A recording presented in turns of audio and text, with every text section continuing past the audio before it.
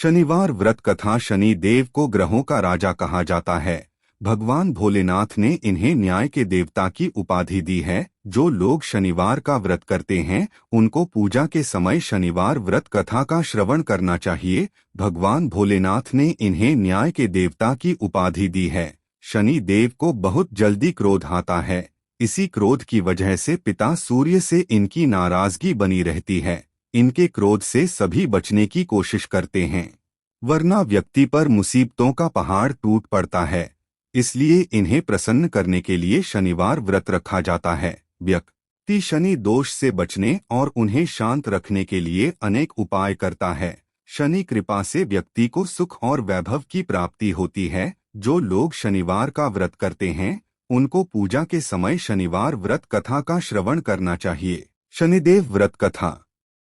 एक बार सभी 9 ग्रहों सूर्य, चंद्र, मंगल, बुध, बृहस्पति, शुक्र, शनि, राहु और केतु में बहस हो गई, कौन सबसे बड़ा है। आपस में लड़ने के बाद सभी देवराज इंद्र के पास पहुंच गए। इंद्र असमंजस की स्थिति में निर्णय नहीं दे पाए, परंतु उन्होंने सभी ग्रहों को सुझाव दिया कि पृथ्वी पर राजा विक्रमादित्य ही इसका फैसला कर सकते हैं, क्योंकि वो बहुत ही न्यायप्रिय राजा हैं। सभी पृथ्वी पर राजा विक्रमादित्य के पास गए और अपने आने का कारण बताया। राजा उनकी समस्या को सुनकर बहुत परेशान हो गए। उनका चिंतित होना लाजिमी था, क्योंकि जिसको भी किसी से छोटा बताया तो वही गुस्सा कर जाएगा। राजा के काफी सोच विचार के बाद उन्हें एक उपाय सूझा। उन्होंने सुवर्ण, रजत, कांस्य, पीतल, सीसा, रांगा, जस्ता, अभ्रक और लौह से 9 सिंहासन का निर्माण करवाया। उन्हें उपर्युक्त क्रम में रख दिया गया।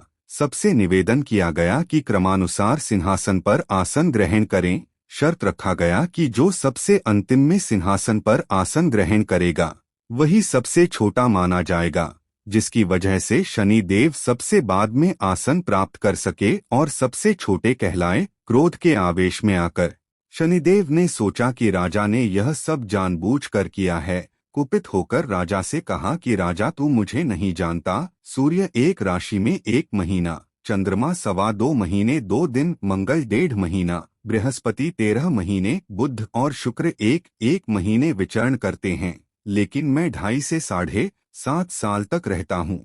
मैंने बड़े बड़े का विनाश किया है। श्री राम की 7.5 आने पर उन्हें जंगल जंगल भटकना पड़ा और रावण की आने पर लंका को बंदरों की सेना से परास्त होना पड़ा। क्रोधित शनिदेव ने राजा से कहा कि अब आपको सावधान रहने की जरूरत है। इतना कहकर शनि देव कुपित अवस्था में वहां से चले गए। समय गुजरता गया और कालचक्र का पहिया घूमते हुए राजा की 7.5 आ ही गई। तब शनि देव घोड़ों का सौदागर बनकर राजा के राज्य में गए। उनके साथ अच्छे नस्ल के बहुत सारे घोड़े थे। जब राजा को सौदागर के घोड़ों का पता चला तो अश्वपाल को अच्छे घोड़े खरीदने के लिए भेजा।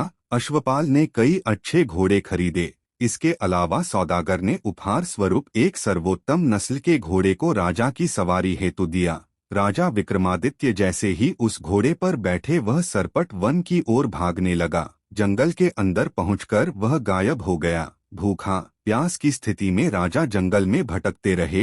अचानक उन्हें एक ग्वाला दिखाई दिया, जिसने राजा की प्यास बुझाई।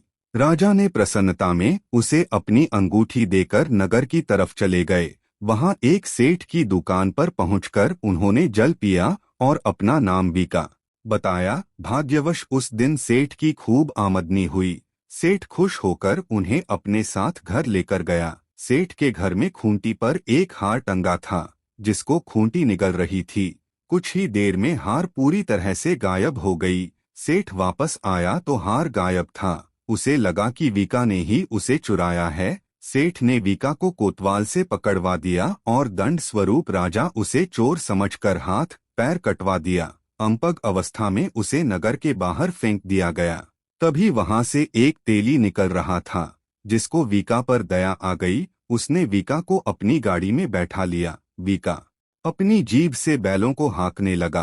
कुछ समय पश्चात राजा की शनि दशा समाप्त हो गई। वर्षा काल आने पर वीका मल्हार गाने लगा। एक नगर की राकुमारी मनभावनी ने मल्हार सुनकर मन ही मन प्रण कर लिया कि जो भी इस राग को गा रहा है वो उसी से ही विवाह करेगी। उन्होंने दासियों को खोजने के लिए भेजा, परंतु वापस आकर उन सभी ने बताया कि वह एक अपंग आदमी है।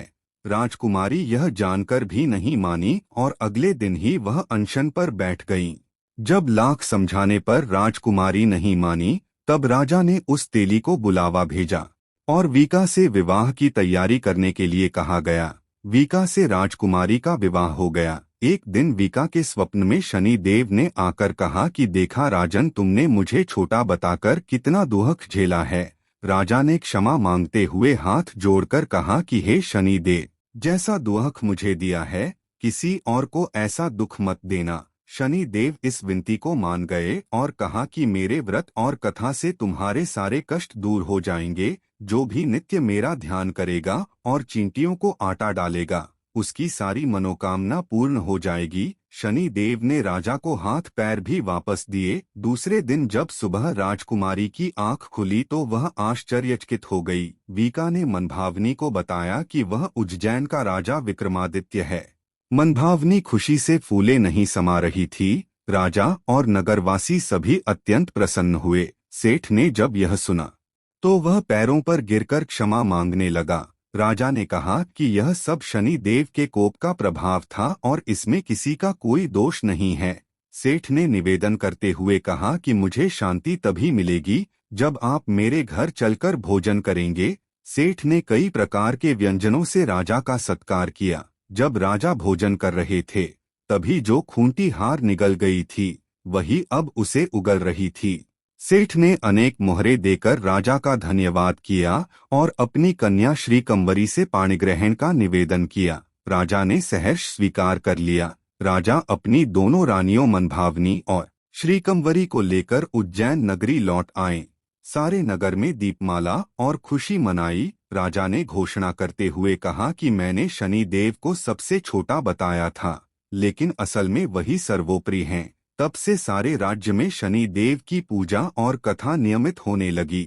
सारी प्रजा के बीच खुशी और आनंद का वातावरण बन गया। शनि देव के व्रत की कथा को जो भी सुनता या पढ़ता है, उसके सारे दुख दूर हो जाते हैं।